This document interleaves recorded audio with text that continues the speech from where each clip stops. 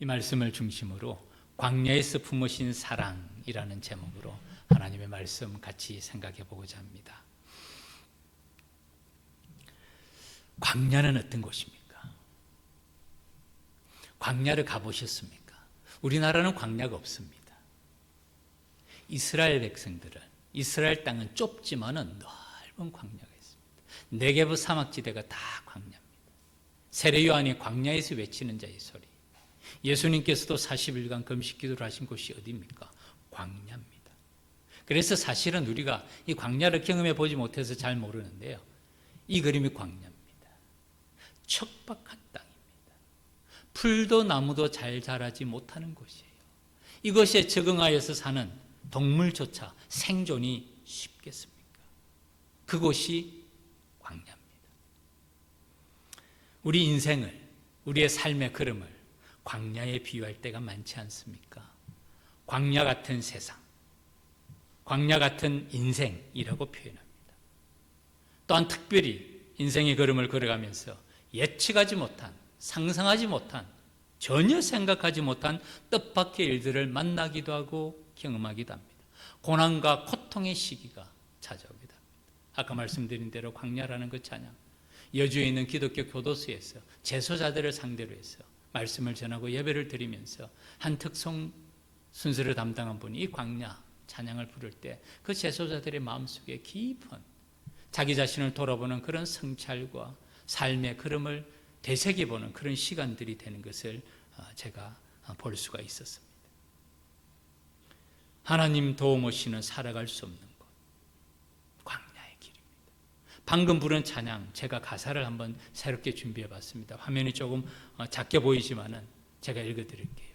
왜 나를 깊은 어둠 속에 홀로 두시는지, 어두운 밤은 왜 그리 길었는지, 나를 고독하게, 나를 낮아지게, 세상 어디도 기댈 곳이 없게 하셨네. 광야에서 있네. 광야가 그런 곳이잖아요.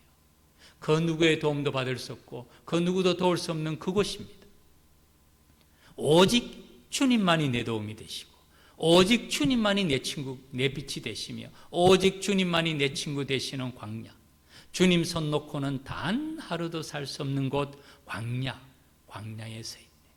주께서 나를 사용하시려, 나를 더 정결케 하시려 나를 택하여 보내신 그곳 광야, 성령이 내 영을 다시 태어나게 하는 곳 광야에서 있네.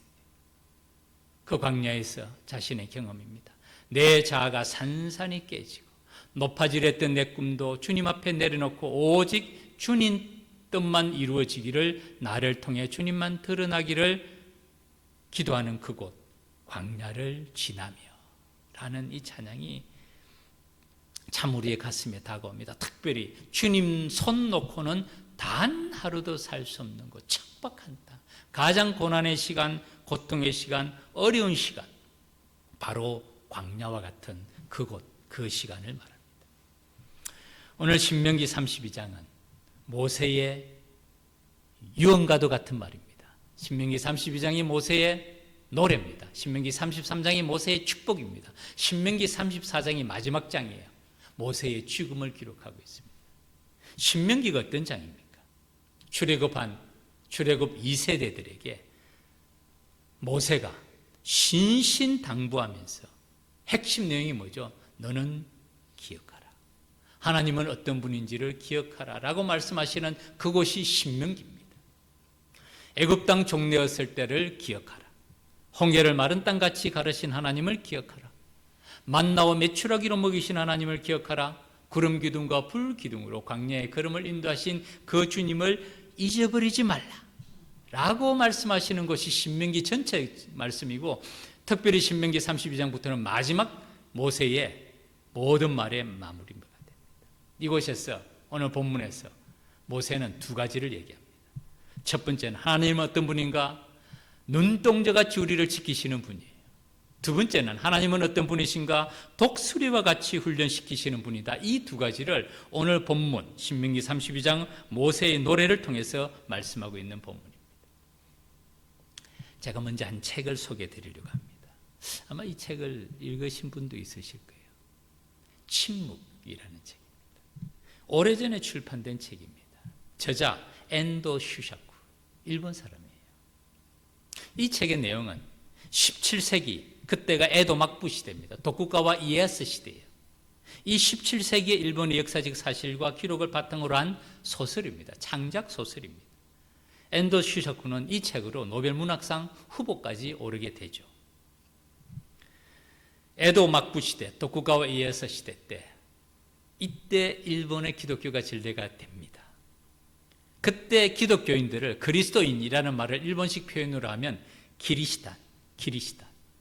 이 기리시탄이 어떤 사건을 통해서 도쿠가와 이에야스 막부가 기독교 금지령을 내립니다. 선교가 금지가 됩니다. 그리고 참혹한 박해가 시작이 돼요.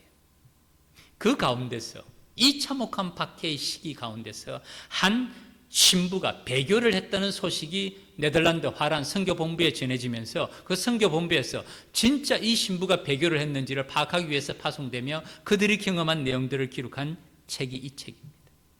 지금도 일본 요즘 방문 많이 하시죠? 가시면 나가사키의 성지 순례길을 한번 가보십시오. 제가 지난번에 우리 노회에서 수리네를 가면서 이 지역을 한번 같이 방문한 적이 있었어요. 그때 이 엔도 슈샤쿠의 침묵이라는 이 책 유물과 그 지역을 방문한 적이 있습니다. 그때의 박해의 기록과 유물들이 지금도 보존이 되어 있습니다. 이 책 중에 후미에라는 단어가 등장해요. 후미에라는 단어가 이 글이 무슨 의미냐면은 기독교인들을 색출해내는, 우리가 그냥 있으면 기독교인인지 기독교인이 아닌지 알 수가 없잖아요. 그래서 도쿠가와 이에야스의 막부, 그 사무라이 계급이지 않습니까? 이들이 기독교인을 색출해내는 한 방법이 후미에라는 방법입니다. 이 화면을 한번 보시죠. 지금 사무라이들이 칼을 들고 앉아 있습니다. 그 중에 한 여인이 지나가는데 방바닥에 뭐가 있죠? 성화가 있어요. 이 성화는 성모 마리아 상이나 십자가 예수님 상입니다. 이거를 밟고 지나가려고 하는 겁니다. 말로만 그리스도인 아닙니다 라고 부인하는 것으로 그들은 만족할 수 없으면 행동으로 보이라는 거예요. 진정한 크리스찬이라면, 진정한 그리스도인이라면 이 성화를 밟고 지나가는 게 힘들지 않겠어요? 거부하거나 동요하는 기색을 보이면 이 사람이 기독교인으로 판단하고 체포하는 방법이 바로 후미에라는 이 방법이었습니다. 제가 이 책을 왜 말씀드리냐면은 제목이 침묵입니다. 침묵. 이 책의 주제가 바로 이것이에요. 고난과 박해와 고통 가운데 이 그리스도인들이 처참하게 순교에 갈 때 하나님은 어디 계십니까? 하나님은 우리의 이런 고난과 고통 가운데서도 침묵하십니까? 어떻게 자기 백성을 돌보지 아니할 수가 있습니까? 이런 상황에서도 하나님 어디 계십니까? 무엇 하십니까? 하나님 지금도 침묵하십니까? 철저한 광야의 시간에 그리스도인들의 그런 절규를 담고 있는 그 책이 이 책이고 그 책의 내용이 바로 침묵입니다. 사랑하는 믿음의 가족 여러분, 오늘을 살아가는 우리에게도 동일한 질문들이 있지 않습니까? 예상치 못한 광야와 같은 시간과 광야와 같은 때가 있습니다. 고난과 고통의 시간들이 있습니다. 이때 우리는 질문합니다. 하나님 어디 계십니까? 나의 이런 상황을 알고 계십니까? 하나님의 약속은 언제 성취가 되고 우리의 기도는 언제 응답이 됩니까? 이런 질문들이 우리 가슴 속에 떠오르게 됩니다. 오늘 본문에서 사도 모세가 사도적인 사명을 가지고 그 출애굽 2세들에게 하는 얘기가 바로 이 얘기예요. 그들은 출애굽 2세대입니다. 1세대는 애굽에서의 430년간의 종살이를 경험한 사람이에요. 홍해가 갈라지는 것을 목격한 사람들이에요. 10가지 재앙을 경험한 사람들입니다. 그런데 출애굽 2세대는요, 광야에서 태어난 사람들입니다. 그래서 그들은 하나님에 대해서, 하나님의 능력에 대해서, 하나님의 역사에 대해서 때로는 의문과 때로는 의심이 들 때가 많은 그들에게 모세는 하나님은 어떤 분인가에 대해서 말씀합니다. 여러분, 모세가 어떤 사람입니까? 성경에는 많은 선지자들이 등장합니다. 많은 예언자들이 등장합니다. 그 가운데서도 모세는 특별한 사람입니다. 출애굽기 33장을 보면 하나님께서는 모세를 친구와 같이 대면했다고 말씀합니다. 친구와 같이.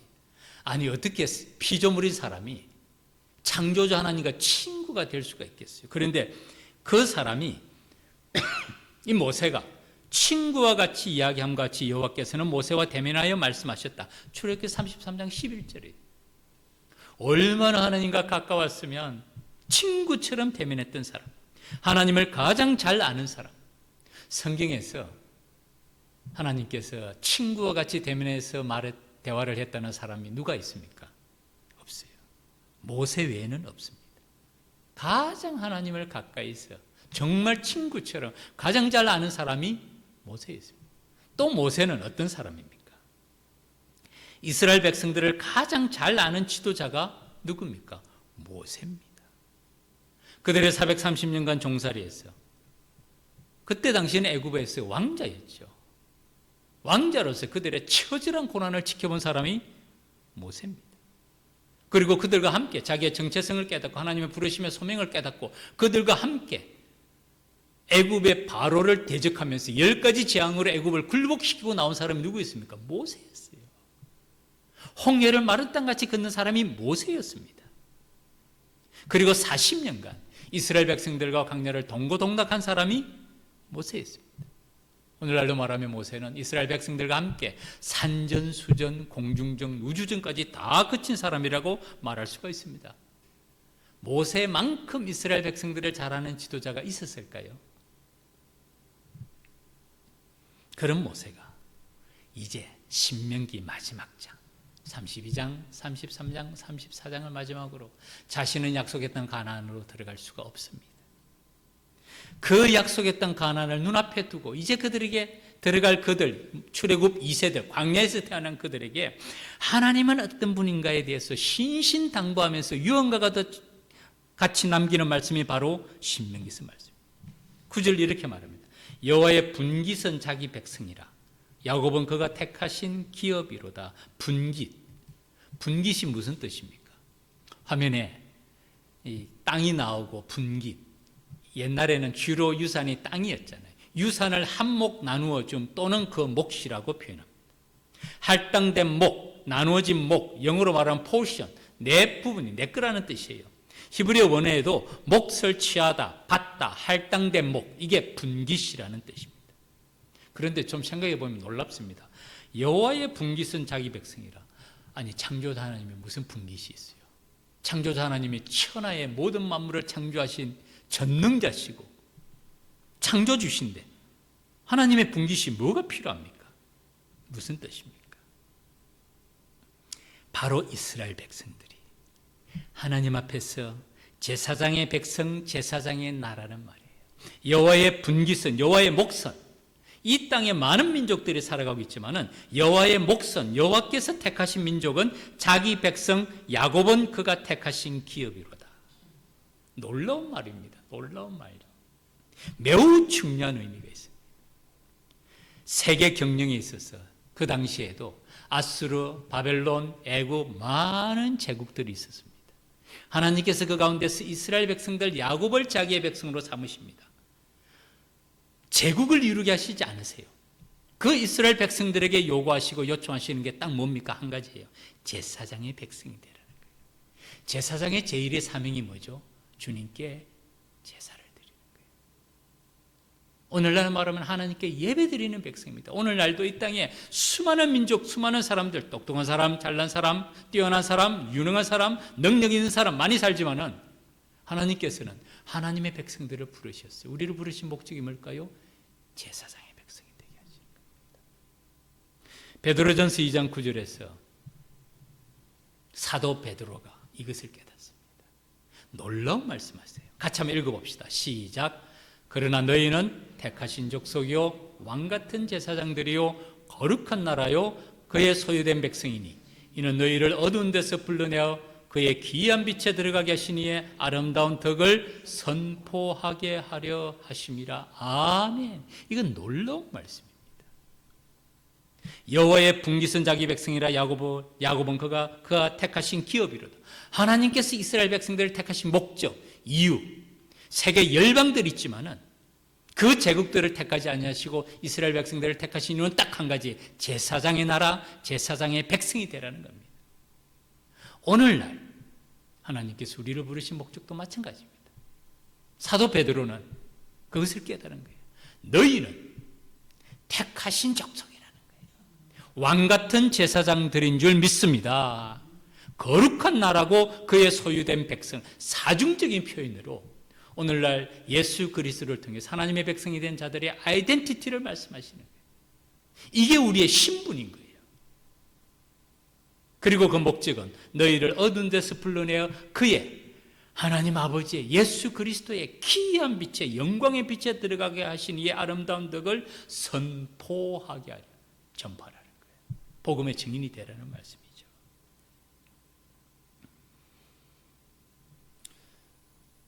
오늘날 우리 그리스도인들이 우리가 하나님께서 택하신 족속이라, 우리가 왕같은 제사장들이라, 우리가 그의 거룩한 나라라, 우리가 그의 소유된 백성이라는 이 신분의 이 정체성은 참으로 놀라운 말씀입니다. 하나님의 백성들, 우리가 세상에서 제일 똑똑한 사람들은 아니에요. 제일 유능한 사람들도 아닙니다. 제일 뛰어난 사람들도 아닙니다. 그러나 우리에게만 맡기신 사명이 뭐죠? 제사장의 나라, 주님께 경배하는 사람, 창조자 하나님의 이름을 높이는 사람, 하나님의 백성으로 그 이름을 기억하며 그 이름을 찬송하며 살아가는 이 엄청난 사명, 우리에게 주신 사명이에요. 그 누구에게 주신 사명이 아니에요. 미국도 한국도 새로운 정권이 들어서면서 내각이 새롭게 구성되고 많은 일들을 하고 있습니다. 아마 대한민국에서 엘리트라는 사람들, 나름대로 의식 있는 사람들은 다 그 일에 관심이 있을 겁니다. 우리가 그 일에 부르심을 받은 거 아니에요. 우리는 하나님을 경배하고 하나님의 이름을 높여 하나님의 이름을 찬송하는 그 제1의 사명이 예배입니다. 그래서 예배에 목숨을 걸라는 우리의 가장 기본의 자세가 예배, 하나님께 영광 돌리는 가장 직접적인 행위가 예배인 것이고, 그것을 누구에게 주셨다고요? 여호와의 분깃은 자기 백성이라 야곱은 그가 택한 기업이로다. 오늘날 야곱, 오늘날 자기 백성이 예수 그리스도를 통해서 하나님을 믿는 주의 백성들 아닙니까? 자, 우리의 정체성이 여기부터 시작된다면 그 다음에 하나님께서는 이 제사장의 사명을 주신 백성들에게 어떻게 하실까요? 우리의 광야의 길을 지날 때, 우리가 고난과 고통 가운데 있을 때 하나님은 침묵하시고 방관하시고 무시하실까요? 아니에요. 오늘 본문에서 모세는 두 가지로 얘기한다고 말씀드렸죠. 첫 번째는 눈동자같이 지키시는 분이다. 두 번째는 독수리와 같이 훈련시키시는 분이다. 10절 같이 한번 읽읍시다. 10절 시작. 여호와께서 그를 황무지에서 짐승이 부르짖는 광야에서 만나시고 호위하시며 보호하시며 자기의 눈동자같이 지키셨도다. 아멘. 장소가 나옵니다. 황무지에서, 광야에서, 그를 황무지에서 짐승이 부르짖는 광야, 가장 고통의 시간, 어려운 시간, 고난의 시간, 아픔의 시간, 그곳 광야에서 어떻게 하신다고요? 사중적인 표현. 만나시고 호위하시고 보호하시고 지키시는데 어떻게 지키신다고요? 눈동자같이 지키신다. PPT 화면에 눈동자가 있습니다. 여러분, 눈동자가 어떤 역할을 하는지, 눈동자의 기능이 어떤지 사실은 우리는 잘 모릅니다. 신체 가운데서 가장 중요하고 민감하고 신경조직이 가장 발달된 곳이 어딜까요? 눈동자예요. 현대의학입니다. 밝힌 사실에 하면 눈동자에만 1억 개의 신경세포가 있대. 1억 개. 이게 셀 수가 없는 걸 말합니다. 30만 개의 회로가 있답니다. 눈을 딱 뜨면서 거리를 봅니다. 초점을 맞춥니다. 밝기를 파악합니다. 색상을 파악합니다. 이 모든 일을 얼마 동안 해냅니까?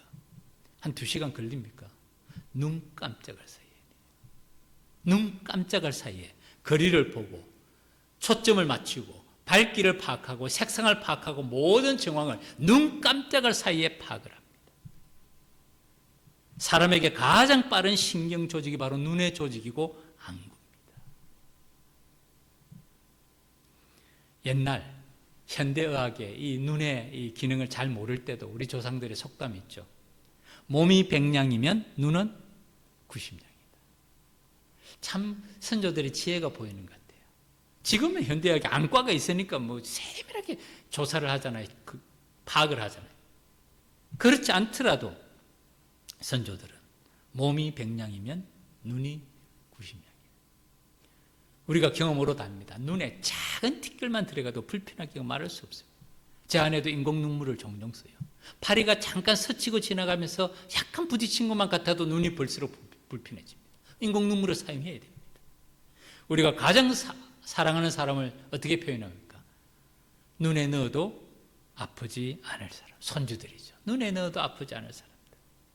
그런 표현이 바로 주님께서 광야에서 만나시고 호위하시고 보호하시고 눈동자같이 지키신다는 이 표현입니다. 사랑하는 믿음의 가족 여러분, 모세가 출애굽 2세대에 하는 이 말은 그들에게만 하는 말씀 아닙니다. 오늘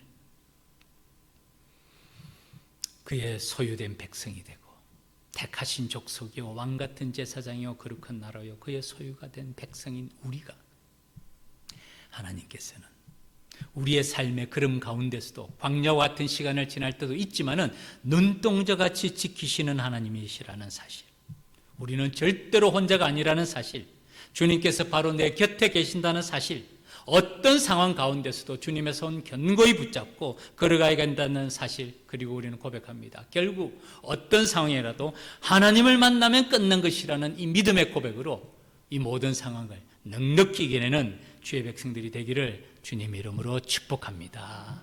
두 번째, 주님은 어떤 분입니까? 마지막입니다. 독수리와 같이 훈련시키는 분이다. 눈동자와 같이 지킴으로 끝나지 않아요. 그 다음에는 11절, 마치 독수리가 자기의 보금자리를 어지럽게 하며 자기의 새끼 위에 너풀거리며 그의 날개를 펴서 새끼 위에 받으며 그의 날개 위에 그것을 엎는 것 같이, 독수리같이 눈동자같이 지키시고 그 다음에는 독수리와 같이 훈련을 시키신다는 것이 마지막 표현입니다. 우리나라는 독수리가 그렇게 많지는 않습니다. 동물원에 가면 간혹 있지만, 그런데 미국만 해도 독수리가 종종 있어요. 독수리 둥지입니다. 독수리 둥지를 보신 적 있나요? 잘 안 보여요. 이는 산 꼭대기, 벼랑 절벽 꼭대기에 세웁니다. 다른 짐승들이 공격하지 못하도록. 이 둥지는 세 부분으로 구성이 되어 있어요. 밖에 외부입니다. 외부는 가시나무나 거친 가지로 외부를 둘러쌉니다. 왜냐하면 이 둥지를 공격할 만한 뱀도 있고 다른 새들도 있고 있잖아요. 그걸 방어하기 위해서 외부의 단계는 가장 거친 나무로 만듭니다. 그 다음에 2단계는 그 안입니다. 그 안은 토끼 또는 다른 짐승들의 가죽으로 그 안을 메운다고 얘기합니다. 왜냐하면 바깥에 있는 가시나 있는 거친 가지들이 새끼들을 보호할 수 있도록 하는 것이죠. 그리고 3단계가 있습니다. 맨 안쪽에는 자기 자신의 가슴털로, 가장 부드러운 털로 감싼다고. 오늘날로 말하면 다운 침대를 만들어주는 거예요. 그리고 아이들이, 새끼들이 그곳에서 안전하게 자랄 수 있도록 배려를 해줍니다. 그 다음에 새끼들이 자라나면 이 독수리가 어떻게 훈련시키는 줄 아세요? 제가 말씀을 준비하면서 다시 한번 생각해 봤습니다. 이 새끼들을 둥지에서 끌어내려고 하는데 새끼들이 둥지에서 나오겠습니까? 날아도 안 나올 것 같아요. 편한데 왜 나옵니까? 그때 독수리가 이 날개를 퍼득인대요. 둥지를 바람으로 쓸어버린, 맨 먼저 가장 폭신한, 가장 부드러운 자신의 가슴털로 만든 이 다운 침대가 다 날아갑니다. 그 다음에 더 세게 퍼득거리면 어떻게 될까요? 토끼나 다른 짐승들의 가죽이 날아갑니다. 그러면 마지막에 뭐가 남죠? 가시나 거친 나무가 남으면 그 다음에 새끼들이 그것이 있을 수가 없습니다. 기어 나와야 되는 거예요. 그때 이 기어 나오는 새끼들을 어떻게 하냐면 이 독수리가 높은 곳에 가서 떨어뜨린대요. 갑자기 엄마 아빠가 자기를 물고 가서 높은 곳 허중에서 떨어뜨리면 새끼가 어떻게 하겠어요? 죽으라고 자기 날개짓을 하면서 살려고 발둥거리지 않겠어요? 그러나 날지를 못합니다. 거의 땅에 떨어질 지경이 됐을 때 어미 독수리가 날개 위에 그 새끼를 받는데요. 그리고 다시 높이 올라간다. 그리고 또 떨어뜨리는 거예요. 죽으라고 바둥거리면서 새끼는 어떻게 됩니까? 날개에 힘을 얻고 더 강하게 자라나게 됩니다. 이 과정을 하면서 독수리는 자신의 새끼들을 훈련시킨다는 것이, 바로 이처럼 하나님께서는 광야에서 거친 황무지에서 눈동자같이 보호하실 뿐만 아니라 독수리같이 훈련시킨다는 것이 바로 이 뜻입니다. 그래서 그 결과 그들이 어떻게 됩니까? 반석에서 꿀을, 굳은 반석에서 기름을 빨게 하시며 소의 엉긴 젖과 양의 젖과 어린 양의 기름과 바산에 난 순양과 염소와 지극히 아름다운 밀을 먹이시며 포도즙의 붉은 술을 마시게 하실 만큼 그들을 훈련시키고 연단시키신다는 거예요. 그래서 스스로 설 수 있는 강한 민족으로 훈련시키는 분이 하나님이시라는 것을 모세는 출애굽 세대들에게, 하나님은 어떤 분인가? 눈동자같이 지키실 뿐만 아니라 독수리같이 훈련시키시는 분이라는 것을 말씀하고 있습니다. 이것이 모세의 유언과도 같은 말씀. 이것을 잊어버리지 말라는 거예요, 이스라엘 백성들에게. 말씀을 맺겠습니다. 오늘 말씀의 제목이 광야에서 품으신 사랑입니다. 우리가 인생의 광야를 지날 때 하나님은 침묵하지 아니하십니다. 하나님의 때와 시간에 거친 광야에서, 짐승이 부르짖는 광야에서도 하나님께서는 우리와 동행하시고 우리와 함께 하시고 우리를 지키시고 만나시고 보호하시고 호위하시고 인도하시는 분인 줄 믿습니다. 이게 믿음입니다. 어떤 상황이라도 절대로 포기하지 말고 하나님을 만나면 끝난 것이라는 고백으로 나아가는 그것이 믿음의 길이라는 것이죠. 그리고 독수리같이 훈련하게 하는 분이라는 것 또한 잊어버리면 안 됩니다. 눈동자같이 보호하시며 끝나는 것이 아니에요. 우리를 훈련시키셔서 그 다음에는 어떻게 하신다고요? 견고하게 설 수 있는, 반석에서 꿀을, 굳은 반석에서 기름을 빨 수 있는 높은 곳을 타고 다닐 수 있도록 하시는 그런 하나님의 백성으로 훈련시키신다. 이것이 바로 여호와의 분깃, 여호와가 택한 백성, 하나님의 백성들의 정체성이요, 하나님의 백성들의 사명이요, 하나님의 백성들을 인도하시는 주님의 손길이라는 것을 말씀하고 있습니다. 저도 이 말씀을 준비하면서 제 자신이 참 많은 생각을 했습니다. 요즘 개척자가 누가 있습니까? 요즘 교회 개척 누가 합니까? 코로나 이후에 기성교회도 어렵습니다. 제가 누구보다도 잘 알고 있어요. 특별히 이런 시기에 개척한다는 것은 쉬운 일이 아닙니다. 그럼에도 불구하고 저는 하나님의 인도하심에 기쁨으로 순종하고 무엇보다도 아내가 가장 강력한 후원자로서 한 마음으로 달려가면서 하나님께서 새로운 일을 이루시겠다, 광야의 길을, 사막의 강을 내시는 그 역사를 보게 되리라는 주님의 인도하심을 따라 순종하며 나아가고 있고요. 제가 생각해 보니까 저도 광야더라. 전 광야가 끝난 줄 알았어요. 저 미국에서의 생활이 광야의 생활이었어요. 동서남북을 모르는 상황에서 공부를 하고 가정을 데리고 자녀를 양육하는 상황에서 능력이 있는 것도 아니고 재정적으로 풍부하는 것도 아니고 언어가 다르고 문화가 다르고 환경이 다른 그곳에서 돌이켜보면 정말 구름 기둥과 불 기둥으로 인도하셨고요, 만나와 메추라기로 먹이시고 의복과 신발이 헤어지지 아니하게 하시고 반석에서 물을 내셨구나. 저는 미국 생활을 광야의 생활이라고 생각해요. 지금도 제가 제 서재에서 액자에 3가지 학위 정서가 있습니다. 트리니티에서 박사학위 받은 학위가 있고, 칼빈에서 THM 받은 학위가 있고, 웨스트 미시간에서 MA 받은 학위가 있습니다. 전 그거 볼 때마다 무슨 생각 하는 줄 아세요? 하나님의 손길을 느낍니다. 하나님이 함께 하셨음을 저게 증거라고 생각해요. 제가 똑똑해서 잘나서 능력이 천만의 말씀. 전 시작하면서 지금도 생생하게 기억합니다. 그 대리석 도서실에서 무릎 꿇고 도서관에서 기도했습니다. 이 공부가 마친 다음에 내 지혜와 내 능력과 내 힘으로 공부를 마쳤다고 자랑하는 어리석고 교만한 종이 되지 않게 해달라고.